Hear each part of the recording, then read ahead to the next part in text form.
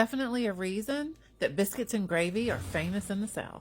Let's make some sausage gravy. The first thing we're going to do is get our sausage in the bottom of our pan with a swirl of olive oil to brown that sausage off completely. Once our sausage is browned, we're going to add in a half a stick of butter. Once the butter is completely melted, we're going to add 3 heaping tablespoons of flour to our pan.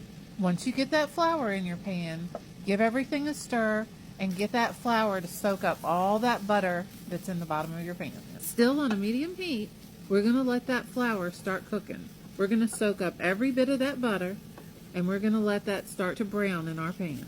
Now don't walk away and leave this. We don't want it to burn, but let's add just a tiny bit of onion powder and a generous helping of pepper. Then we're going to add our milk.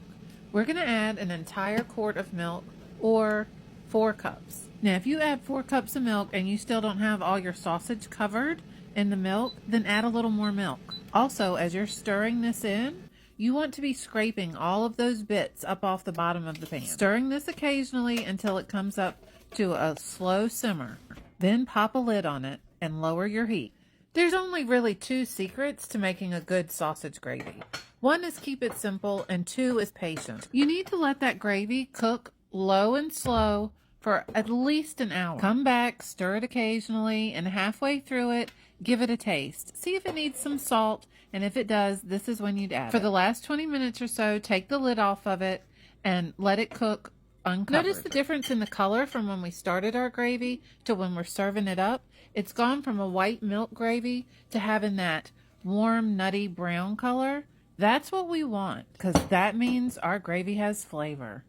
There are so many different versions of how you could serve this gravy up.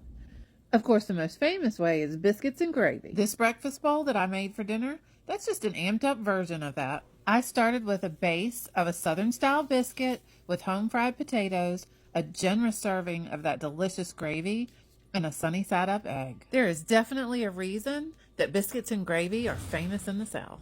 All you have to do is remember salt and pepper to taste and be patient.